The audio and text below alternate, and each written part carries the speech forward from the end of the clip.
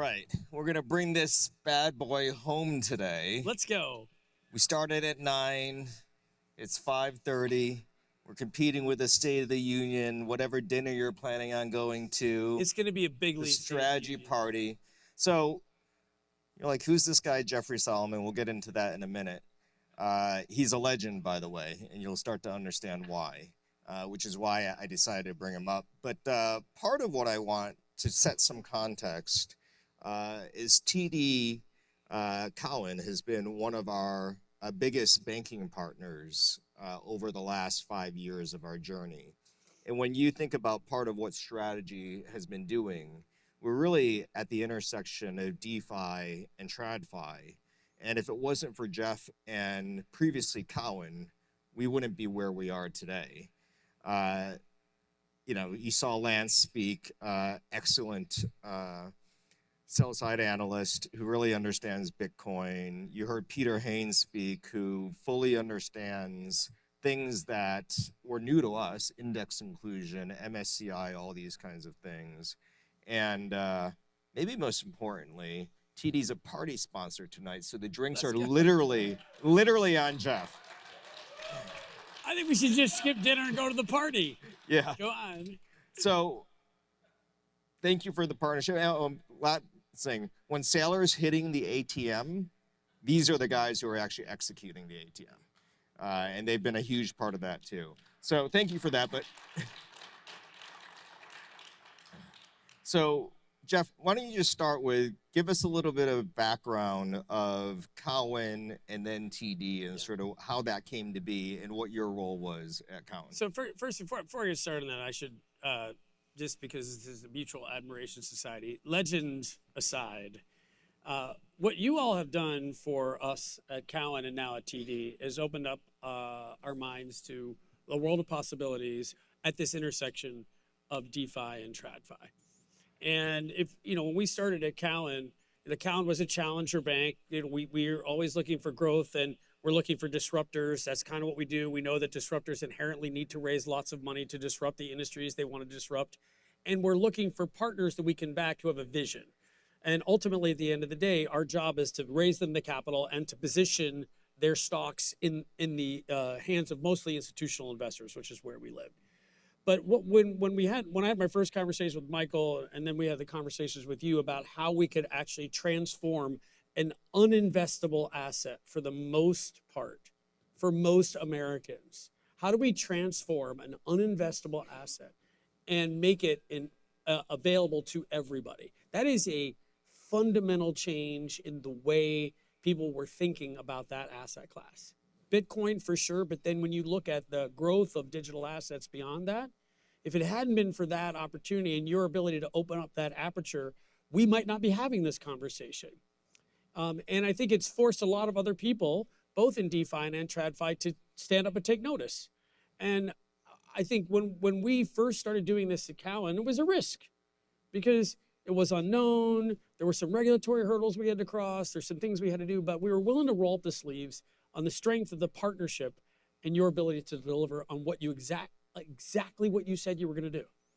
And I just think that's a rare quality. And so I want to just start by expressing my gratitude because what we've been able to do now that we're a part of TD is change the way we're thinking about traditional finance and the intersection of traditional finance and DeFi. And the strategies that we're pursuing and the education that's gone on, the cultural shift that we've been able to bring into this organization is in large part a derivative of the exercise that we did together and we continue to do together. And so just before we talk about anything else, I just want to express my gratitude to you and to Michael for giving us the opportunity. I like to say when it was a lot less obvious. And then for sticking with us as we had to educate a very large, globally systemic, important bank on why what we were doing was just groundbreaking and compatible with our regulatory architecture. I can't stress that enough. Like what we've been able to do over the last 3 years together should show every financial institution the art of what is possible when you partner with people who disrupt industries. And there's more to come on that front, But I just think that, to me, you want to talk about legendary? That is legendary. And I just wanted to start by expressing my gratitude. Thank you. I feel like we should hug it out, but we'll do that later. Come to excess later on.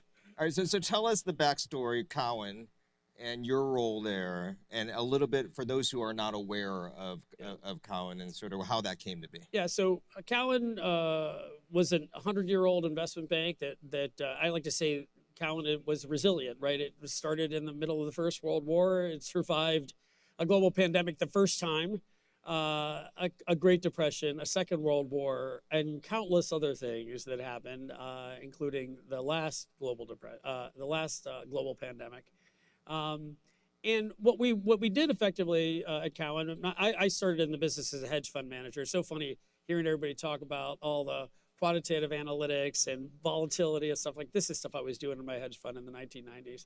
I started as a hedge fund manager. We bought control of Cowen and did a reverse merger and merged our firm in to Cowen in 2009 after the global financial crisis. On the theory, get this one, that they were going to break up the big banks. Remember that? And that we wanted a seat at the table as everybody was going to be leaving all the big banks. We wanted to have a place where we could attract talent. We were wrong about that. About the breaking up of the big banks. And there's a lot of instructive stuff in here as it relates to the disruption that's going to occur that we can talk about. But what we ultimately ended up doing was finding a lane, and that lane was around disruption. So the one thing we would say is we were really good at raising money and really good at research at Cowen and equity distribution.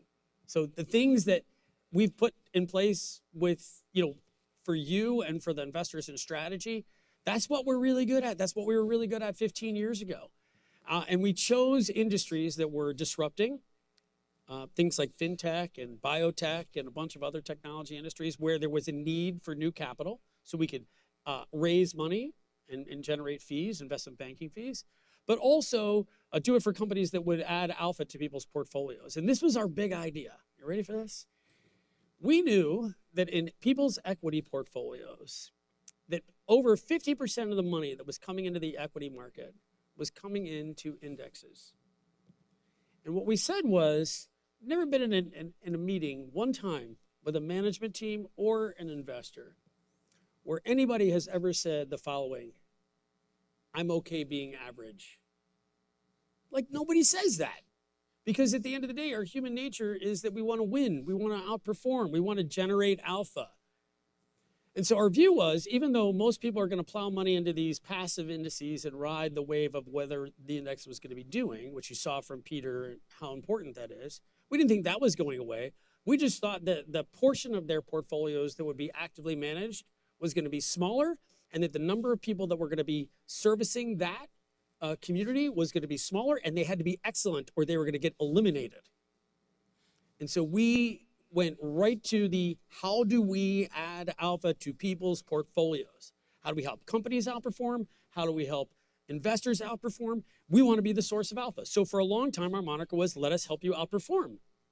And I was stunned when we looked at no other bank on Wall Street ever had the audacity to say, we will help you outperform. None. And so we decided that that's what we wanted to do. And in doing so, this is what I always wanted in my portfolio as a customer. We transformed Cowen into a place where companies and investors could come if their sole purpose was to add alpha to people's active portfolios. That's what we did. And lo and behold, in 2022, TD showed up in my office. Two senior people at TD, who I've become very friendly with, showed up in my office. I really thought they were going to be asking me for our transaction banking business. We were about a $600 or $700 million company at the time, $800 million somewhere in that market cap. When we did the merger with Cowen, Cowen was 80 million, just to put it in perspective. And about 5 minutes into the conversation, they were asking me a lot of questions about culture and a lot of questions about our strategy that they seemed to know an awful lot about. And I'm like, whoa, why are you here? And they're like, well, have you ever thought about doing something strategic? I'm like, well, I think about that every day. And they're like, with us. I'm like, with you? Like, with you, TD? Like, no, I never thought about that. And so they proceeded to show me what our future was going to be. And literally 15 minutes into that presentation, I'm like, oh my God, I'm going to be working at a really big Canadian bank, because that is how much, that is exactly how much like sense. So how the industrial logic was so great of putting these two organizations together. I'm like, I got to figure out how to do that. And it's turned out to be fantastic. Like the combination of Cowen and TD, our businesses did not overlap. They complement each other. You know, you can see people like Peter, who's a legacy TDer, right? And you know Davies Beller, right? Who is a legacy Cowen person, right? First of all, we don't even talk about that anymore in the organization, but you see how that combination of talented professionals get together, and when they start to feed off of each other, what can happen. And that is essentially what we do. Last thing I'll say is 1 + 1 always equals 3 if you do it right. And what we've been able to do in convertibles, Cowen did not have a convertibles business. TD did not have a convertibles business. But together, TD and Cowen do have a really successful convertibles business. And you helped to put that on the map. We lined up for you with a team that we were able to attract because the combination of TD and Cowen is a compelling career opportunity, and it speaks to an unmet need. And because of you, we've been able to move our way into the top of the league tables so that we're now able to demonstrate our prowess beyond just what we do for strategy. And that is exactly the industrial logic at work at TD. And I just couldn't be more proud of everybody at TD and everybody at Cowen who helped to make that happen. It's really been, that's sort of our history in 5 minutes or less.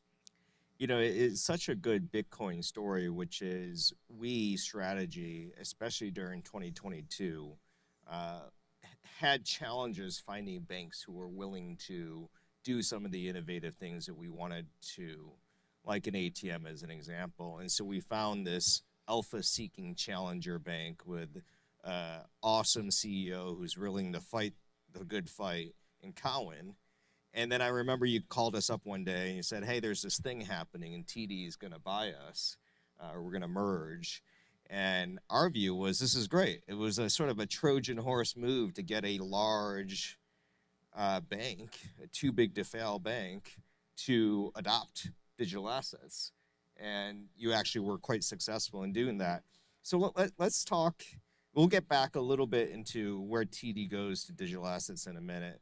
I'm sure a lot of folks want to understand, so $34 billion of equity was issued by Strategy using the ATM over the last 2 years, 2024, 2025. We were, in both years, the largest issuer of equity in the capital markets in the US by far. And that includes IPOs, and that includes ATMs, that includes prefers, et cetera, et cetera. Tell us, you know, from your perspective, you know, there's somebody buying that equity, right? And they know it's going into Bitcoin. How does that look from your perspective when you see that amount of capital going into a company like Strategy to buy Bitcoin? Give us some perspective on that. So let's just talk about the history of ATMs for 2 seconds. Yeah. So when I was first doing these things called equity lines, they were called equity lines. Remember those in like the late 90s? Like people thought it was kind of like a little bit like DeFi. Honestly, there was like, ooh, all that stuff over there. And, you know, is there a regulation? And I remember going to the, you know, how are they doing this? And it was a very sort of niche-y financial innovation. And I remember going to the SEC in the early 2000s to say, you guys actually need to update your continuous offering rules. Like there is a rule here, but no one really knows how to use it, and you need to give guidance on this. And once you give guidance on this, it will open up issuers will be able to use this continuous offering process. But you need to clarify the rules. And we actually gave advice to the Division of Corporation Finance in order to get that done. We knew that there were industries, even, you know, when I was in the hedge fund space, I was already financing companies that were growth and disruptors in the 90s and 2000s in parts of our portfolio. We knew that there were companies that were disrupting industries I focused on biotech. I focused on early stage technology and disruptive technology. They all needed capital. But the public offering process, the organized public offering process, as we heard from the IPO, discussion earlier today from BitGo, it's a little bit clunky, right? And it takes a lot of time. And once you're public and your story is well known and it's published, like, you don't need to necessarily go through that. You can if you want. It's just there are other ways to access capital, and the ATM enables you to actually access capital in places where the liquidity might be coming from people who are individual investors versus an organized offering that by definition almost always goes to institutional investors. This is what's so interesting about what's happening, with you at Strategy and what's happening in the industry. We've talked about this a lot, right? Most of the financial innovation that's occurred has occurred from what we call the center, where the dealers and the banks innovate, and then there's all these capital rules, which we saw earlier, right, that force us to have to push the dealer, like the inventory, to the periphery. And you've seen that with the proliferation of, like, there used to be big dealer desks in equities, and then mutual funds and hedge funds and a bunch of other people. We see it in private credit, right? Banks used to be the center of private credit. Now there's all these private credit funds at the periphery. That's been the nature of how things have gone from the center to the periphery. But here in DeFi land, it's going the other direction, right? The people who own Bitcoin first are individuals. The revolution is happening at the periphery, and it's moving its way inward. And so what the ATM allows people who understand what's happening versus institutions that may not understand what's happening. The ATM allows you to access the people who actually understand what's happening and want to own the credit, because we can have a conduit through which we can offer shares to them directly without actually having to market to them in an organized offering where they would otherwise be excluded. This is a really important point. A lot of you are focused on DeFi because it's democratizing. And it is. But there are mechanisms through which, in a regulated environment, you can get access to individuals in a very democratic way. A lot of the buyers of Strategy probably have Robinhood accounts, and they're engaged in these alternative trading venues, dark pools or whatever you want to call them, or they're on the exchange, right? And we are selling them stock through the at-the-market offering. I don't know who they are, but if they're interested in bidding for that stock and you're the seller of that stock, it's just as if somebody else were the seller of that stock, and they may not know. But here's what you did that's different than many other ATM issuers. You actually tell people what you're doing. The requirement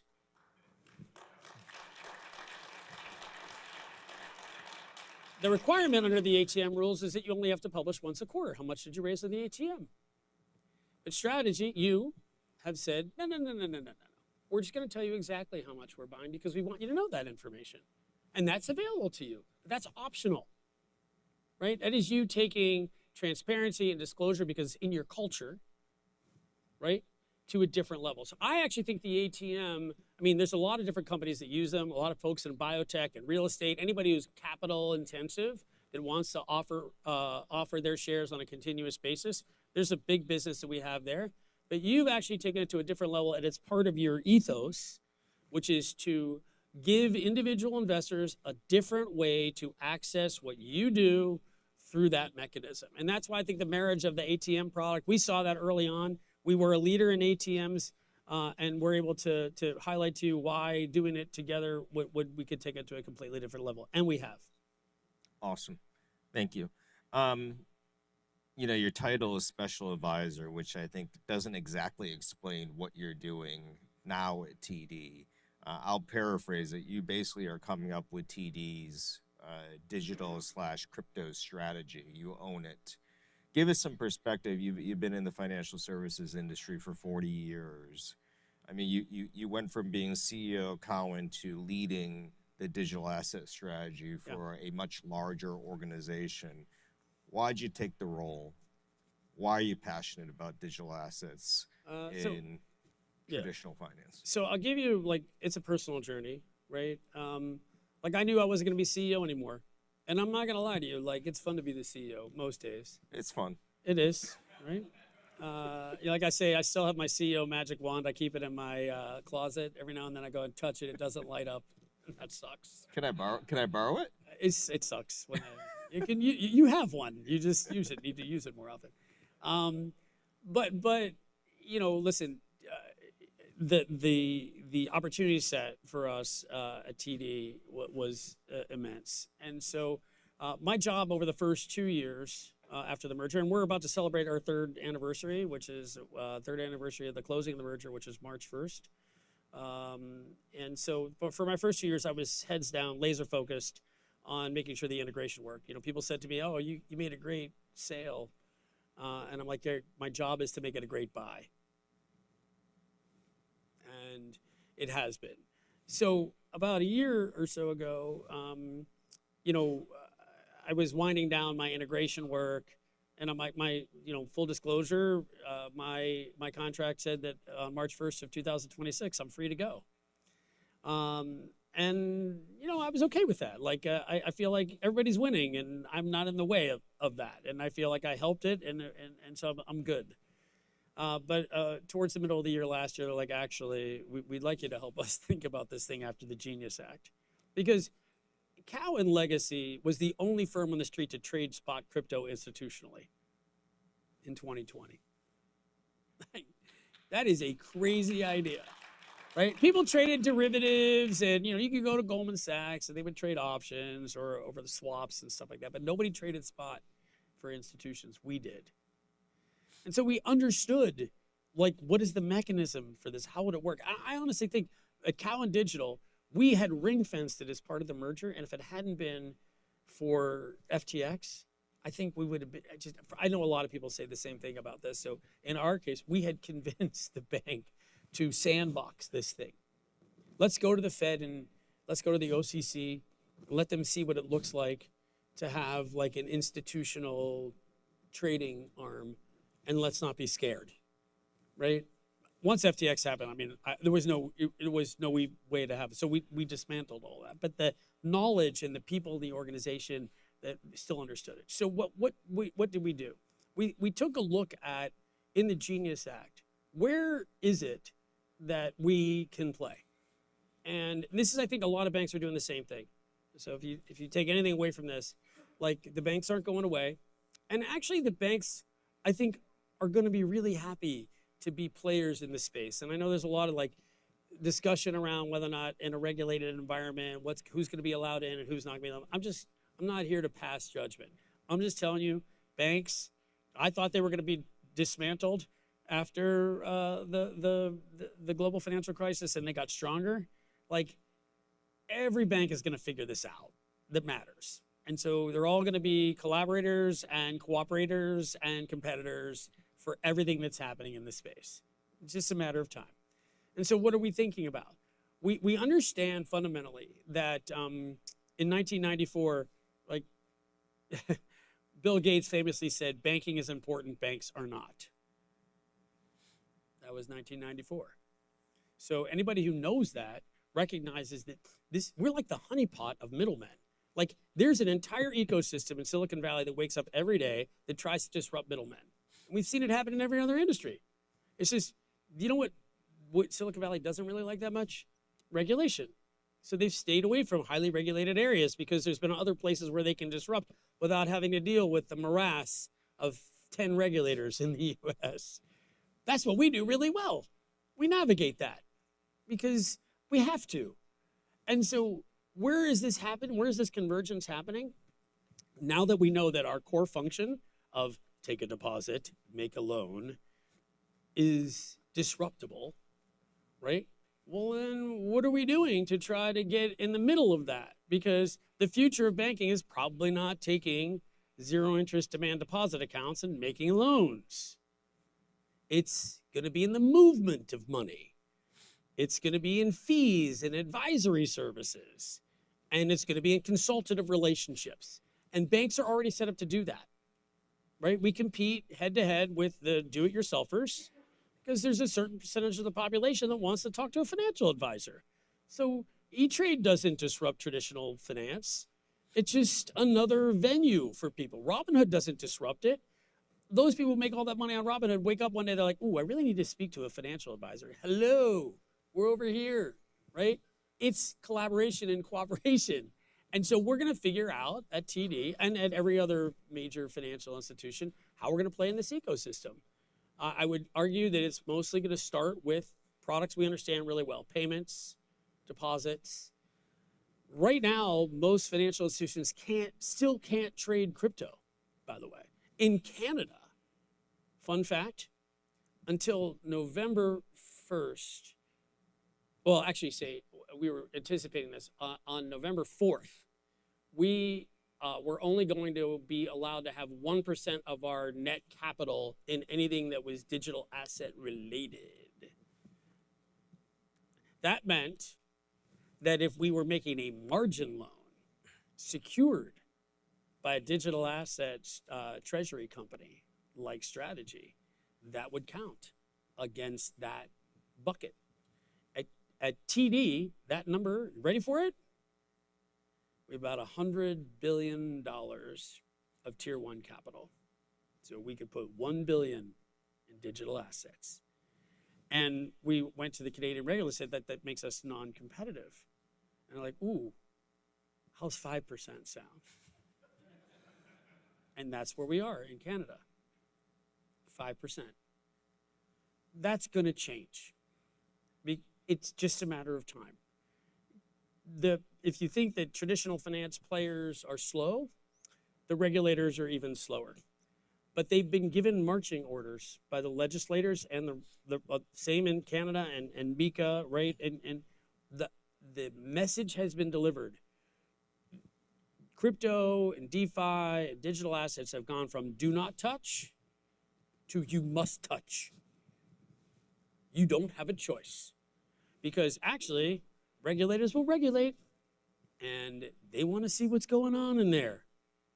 And we're being told, figure it out so we can see it.